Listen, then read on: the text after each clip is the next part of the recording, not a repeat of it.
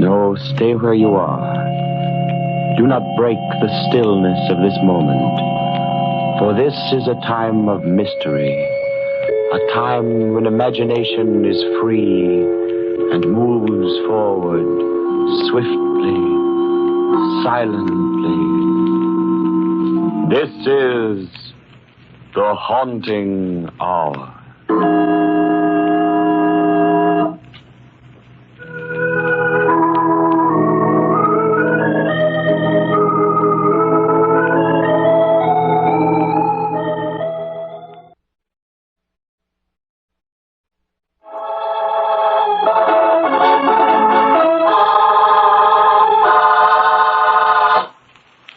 The shoe fits.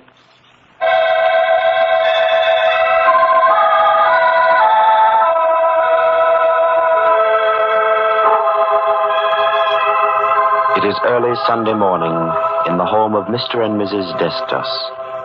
Mr. Destos is dressing hurriedly while his wife prepares breakfast. Suddenly he calls to her. Helena! Helena! Gregory, please do not call like that. Come here to the kitchen. Helena, I cannot find my charm. Did you see it? How many times will I tell you, Gregory? On Sunday morning, people want to sleep a little. They do not want to hear other people screaming. But don't you hear? I have lost my lucky piece, Helena. Oh, you mean the little coin that you brought to America from Greece? Yes.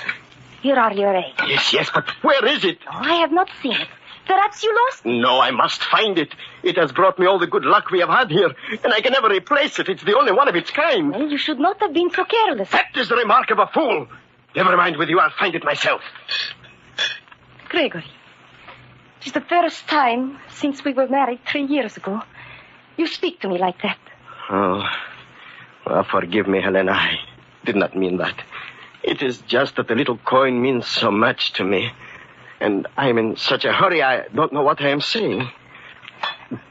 Are you going to the shop again this Sunday? No, I must. There is so much to be done.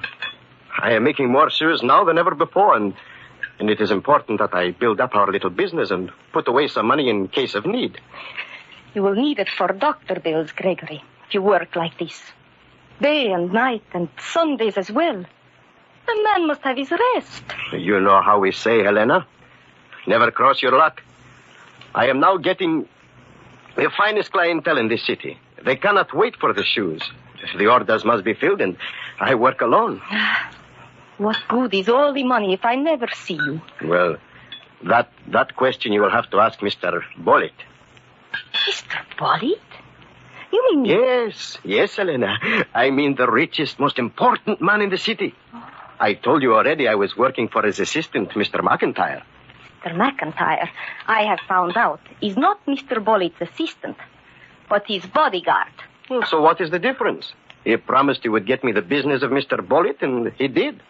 You mean you have seen Mr. Bollitt? Oh, sure, many times. Oh. In fact, I am already making shoes for his whole family.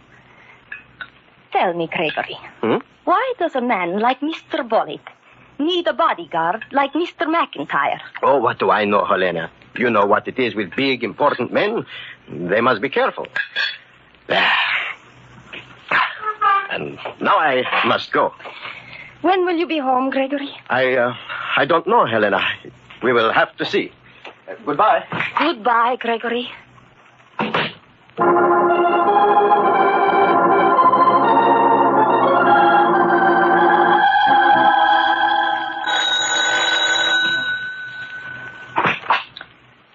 Mr. Destos live here? Yes. Is he home? Could I ask, please, your name? I'm Mr. Bollitt. Oh, Mr. Bollitt. Oh, come in, please. Come in, McIntyre. Right. Where's your husband, Mrs. Destos? He is not home. You're lying. I do not lie. Just a minute, McIntyre. Where is your husband, Mrs. Destos? I do not know. I tell you, she's covering up, boss. Let me go through the house. Just a minute. Mrs. Destos, do you recognize this coin? Oh, It is my husband's good luck piece. But where did you get it? Told you it belonged to him, boss. That's all I want to hear. You know what to do, McIntyre. Don't worry, I'll take care of him. What is wrong? What has my husband done? Don't worry, he won't do it again. And don't forget, McIntyre, if you don't find him before the day's over, there'll be a new man in your place tomorrow. I told you not to worry, boss. I'll be waiting to hear from you. Don't make it too long. We might as well go inside and sit down, Mrs. Destus. What are you going to do? I'm going to wait for your husband. I mean, after he gets here. Well, don't you worry about that. Whatever I do, you should be glad I did it. I do not understand. All right. You want to know what's up? I'll tell you. That husband of yours is a no-good, two-timing double-crosser. Now do you understand? No. He's running around with other women. Gregory? With other women? And that ain't all. If he wants to run around with other women, that's his own business. But when he starts fooling around with the boss's daughter, that's going too far. My husband is going with Mr. Bollitt's daughter? Mm-hmm. An 18-year-old kid. Oh, no, but it is impossible. Gregory works all the time. In the night, in the day. How could he be able to go with anybody? All depends what kind of work he's doing at night. Could be working at having a good time, you know. But he's doing what you say. Why shouldn't he tell me? He's not afraid. Maybe he's not afraid of you, but there's other people. We don't like anybody stepping in where they don't belong. See what I mean? Yes. Nothing is more important to Bollitt than his daughter Marion. There's nothing too good for her. And he didn't set her up like this for some little jerk shoemaker to cash in on everything. But Gregory is my husband. How could he That's just what makes it so tough. You see, whatever he's going to get, he's got it coming to him. But how did you find out all this? And that lucky coin he carries around? Oh, Only this time it ain't so lucky. you knew it was his? Mm-hmm. He showed it to me. Told me there wasn't another one like it in the country. And naturally, when Bollitt found it on his daughter's dressing table, it was a dead giveaway. Oh, I see. Now, there's no reason why you should take a beating for this, Mrs. Destus. Certainly ain't your fault. And I ain't getting any kick out of telling you. But for your own good, you might as well know what's happening. Oh, thank you. Where you going? I do not feel very good. I'm going out in the street for some air.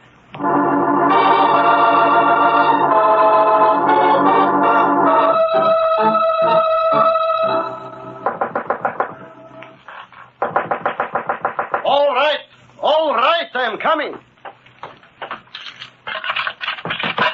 Now, have you no patience to... Helena, is something wrong? Close the door. Yes, but you... Now, what is it, Helena? You are so pale. Mr. Bollitt is looking for you. He came to our house. Oh? What did he want? He came with his assistant, Mr. McIntyre. They have found out that you are going out with Mr. Bollitt's daughter. Me? I am going out with... Please, Gregory. There is no need to try and hide it from me any longer. I know. Oh, you are fooling. First, I thought they were fooling. Then they showed me the lucky coin you had lost. Mr. Bollitt's daughter had it. Oh, what you are saying, Helena, is so strange. It does not matter. I have come to warn you. Beyond that, I have no further duty. You had better not come home. Mr. McIntyre is waiting there for you. Mr. McIntyre? Oh, but then I should go to the police. They cannot do such things in America. What would you tell the police? Do you think they would like to hear our married man is going with a single girl? Helena, you do not believe that, do you? Mr. Bollitt is not so much a fool as I. I thought you were working. But, Helena, no, there is nothing for me outside of my work. And you... I swear, Helena, I have never even seen the girl. I do not even know what she looks like. Only this morning you told me you were making shoes for all of Mr. Bollitt's family. Yes, that is true. But for the daughter, I have been getting the measurements from an old pair of shoes. Oh. Sure, that is why Mr. Bollitt has been so pleased with my work. He says there is nobody but me who makes custom shoes to fit so perfect by just looking at an old pair. Perhaps it is true. Would you believe them before me, Helena? I do not know. It is something we do not see that is behind this. But that does not matter now. It matters only that you believe me. Oh, we have gone through so much together, Helena. How could you think that I would do such a thing to you? But there is the coin. How did the girl happen to have it? That is what I must find out. And I must get it back. No, Gregory. You cannot do that. You must forget about it. But why? It is mine and it has brought me luck. No, you have not seen the face of Mr. McIntyre. I have seen that kind of face before. I know what he has in his mind. It is not good. But what am I to do, Helena? I cannot go away and leave you. You must, Gregory.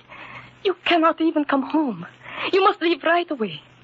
Then, when you find a place, you will write to me. And I will follow. How do I know what they will do to you if I leave? Oh, I will be all right. Then, if you say so, I will go, Helena. Listen, here is all the money I have with me. You will go right from here to the railroad station. I did not think that here in America we would have to... Goodbye, my Helena. Oh, hurry. There is not much... Mr. McIntyre. Do not say anything. Just going out for a little walk, huh, Mrs. Destus? Led me right to him. What do you want, Mr. McIntyre? I'll tell you later. Get your hat and coat. No, you cannot take him. No? Maybe this will convince you that I can. You're going to kill him. No, I don't... Helena. Helena, you must not try to do anything. You cannot fight a revolver. Now you're being smart, Destus. Let's go. Get into that car outside. Goodbye, Helena. Don't worry. Gregory. Oh, my Gregory.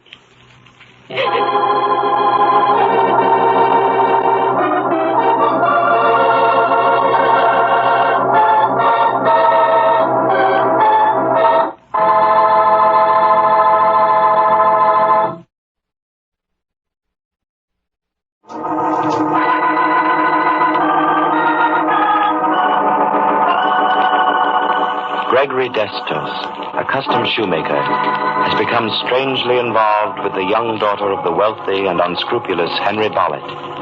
And though Destos has denied any knowledge of the affair to his wife, he is forced at the point of the revolver to go off in the custody of Bollitt's so-called bodyguard, McIntyre, who has been assigned to take care of Destos.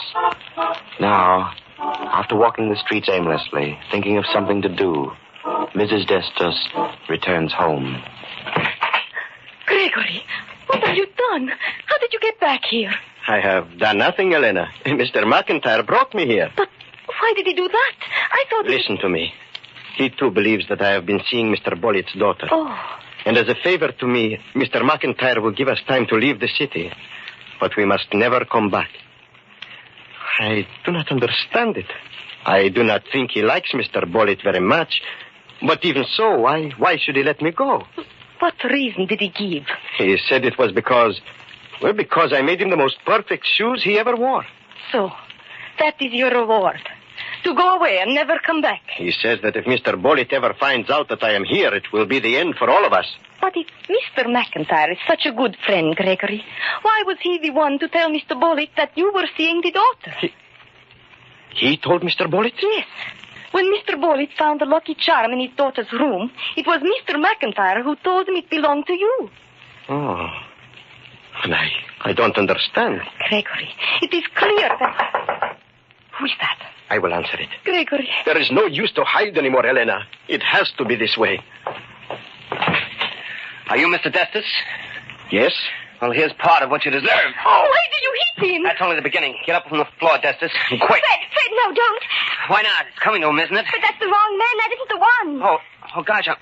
Oh, here, let me help you up. Has everyone gone mad? Oh, you're Mrs. Destus, aren't you? Yes. I'm Marion Bollitt. Oh, you are Mr. Bollitt's daughter. Yes. And I'm terribly sorry for what Mr. Potter just did. You see, he's a friend of mine, and he was just trying to help me. You see, I thought you were the one who had sent Miss Bollitt that note. No? What note? The one in which you demanded $1,000. I demanded $1,000? Oh, no. You see, my father wants me to go out only with people he approves of. Now, I know he wouldn't approve of Fred, because Freddie isn't rich enough.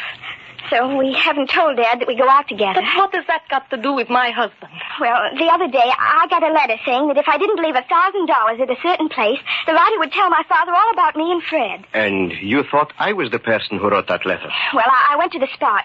It was 5 miles outside the city limits, behind the deserted Hamilton house. And I left $200 there, with a note saying that I'd leave more today. Then I drove off at a distance and sat in my car watching. And you saw the man? Yes. Although I couldn't identify him from that distance, I do know that he was much bigger than you. But when he left, I went back to see if he'd found the money. And he had, all right. And while I was looking, I found a Greek coin that he dropped. So I put it in my purse and later left it in my bedroom where Father found it. That was when I first learned it belonged to you. Then why did you come here? Well, I had to. I was going to give you the rest of the money to make sure you didn't talk to my father. But now I know you're not the man. So, it was someone else who took away your lucky coin, Gregory, to make it look like you? Yes. Well, I'd sure like to lay my hands on him. I think I am beginning to see why Mr. McIntyre wants me to go away. Are you talking about my father's assistant? Yes. He wants my husband to leave the city. Your father thinks that Gregory is going out with you. But how would he get an idea like that? Mr. McIntyre advised him. Then, do you think that... Why, of course. It's as clear as the nose on your face. But what can we do? Wait, I have an idea. Where did you say you left the $200, Miss Bullitt? Behind the old deserted Hamilton house. You know where that is, don't you? Yes. Yes, it has been empty for many years now, has it not? At least 5 years. But how can that help us? What time is it now? It's 6 o'clock. Uh-huh. It will be light for about 1 hour more. You mean you want to go out there tonight? Miss Bullitt, you said that you were bringing the money to me. Yes, I thought that you Would you let me bring the money to the Hamilton house and place it there for you? You want us to go with you? If you will allow me, I would rather go alone. You mean you're going to wait there and see if you can catch him? While it is light, I will wait. If it does not come then, I will go back to my shop, and I will be working there all night. And what do you want us to do? If you do not hear from me tonight, I would like you to take Miss Bullitt to the Hamilton house tomorrow and see if the money is gone. If it is, I would like you to come to my store and tell me the first thing in the morning. All right. Here's the money, and then we'll go along. Good night, and thank you. Good night. Good night. Oh, are you sure you're doing the right thing, Gregory? Yes, Helena. Do you want me to stay here? No. No, I want you to come with me. Oh, what can I do there? You will see. Come, Helena. Come.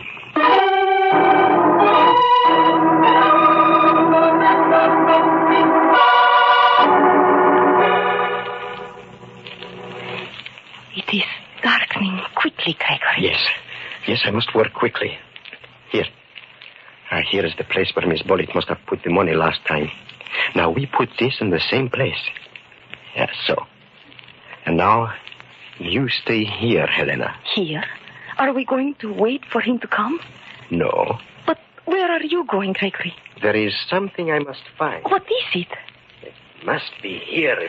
But why must I stay here? Because I do not want you to... Uh-huh. Yes, I found it. The man has left something he didn't know about. Come here, Helena. What have you found? It had to be here. Look, do you see what I mean? Oh, yes, Gregory. I see what you mean. As soon as I have it, we will go back to the shop. I will be working all night, Helena. All night.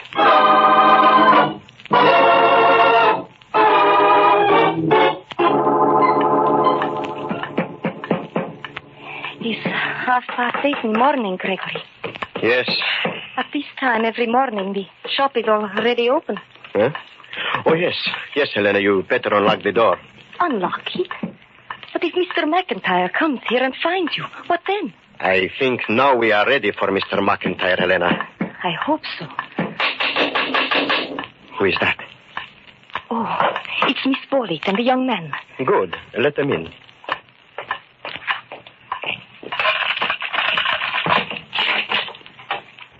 It's gone, Mrs. Destus. We looked all over. It was gone. My husband has been working all night. Well, this is a fine time to be fixing shoes, Destus. I am just finishing. But what what are we going to do now? Now that we know the rest of the money is gone. I expect that in a few minutes your father will be here. How do you know that? After what has already happened, he must be following you. But you know that we don't want to be seen together. Why didn't you say this before? Because Mr. Bullitt is interested in me, not you. Well, Marion, I think it's best that we get out of here. All right, Fred. If you think we... All right, Justice. Took me a long time to catch up with you, but I finally did. I am not running away, Mr. McIntyre. Marion, how can you come to this man's place at this hour of the morning? Why shouldn't I? Mr. Destus is trying to help me track down a criminal who's been blackmailing me. Blackmailing you? Yes, and trying to incriminate Mr. Destus at the same time by leaving his possessions where I could find them. You talking about that Greek coin? You mean he didn't give it to you? No, he didn't. I found it. Wait a minute. You mean somebody's been blackmailing you and trying to throw the blame on Destus? Yes, Mr. Bullitt. And now I think I am able to find out who the man is. How can a shoemaker suddenly become a detective? I know very little besides making shoes, Mr. McIntyre. I make them to live. But now I have made one to save my life. What are you talking about? I went to the place where your daughter left the blackmail money. There I found something that the man did not know about. 2 footprints. One hers, one somebody else. I have made shoes in many different ways. But until today, never from a footprint. You mean the shoe you've been working on all night is measured from that footprint? Measured so carefully, Miss Bullitt, that it could not be worn by anybody else. You see, the print had a special high arch, and the pressure was greatest on the left side of the heel. Because of this, the toes on the right side were longer than average. Well, suppose you're right. Who are you going to try the shoe on? I would like to start with the men here. If it is all right, I would like to see if it fits Mr. McIntyre. That's the screwiest thing I ever heard of. Take your shoe off, McIntyre. Go ahead, Destus. Thank you. Let me have the shoe, Helena. Oh, here. And the shoehorn? No. No, that will not be needed. Press, Mr. McIntyre. I'm pressing. It just won't go, that's all. Uh-huh. Will you remove your shoe, Mr. Potter? Do you mean that Fred... Oh, why, that's preposterous. Let him have his fun, Marion. There. Press, Mr. Potter. I am pressing, but it doesn't go. Of course, it's silly to suspect that... One moment. Mr. Potter, will you uncurl your toes? So. And now, the shoe fits.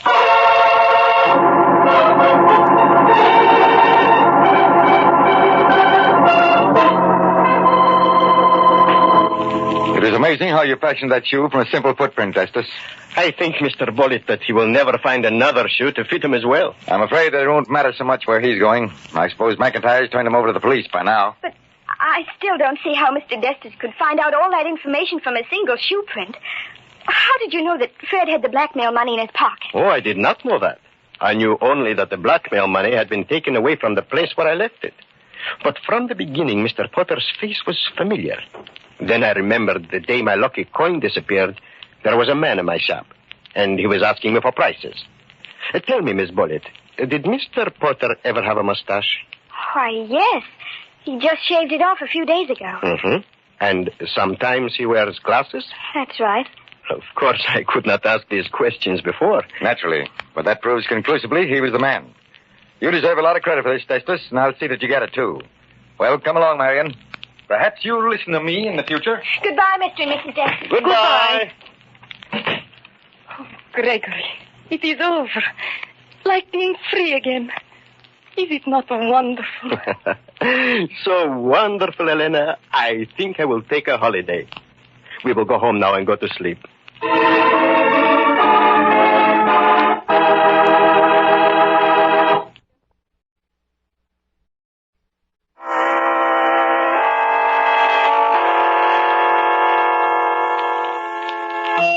From shadows and stillness, mystery weaves a spell of strangest fascination, charging the mind with doubts and fears. For mystery is a strange companion, a living memory in the haunting hour.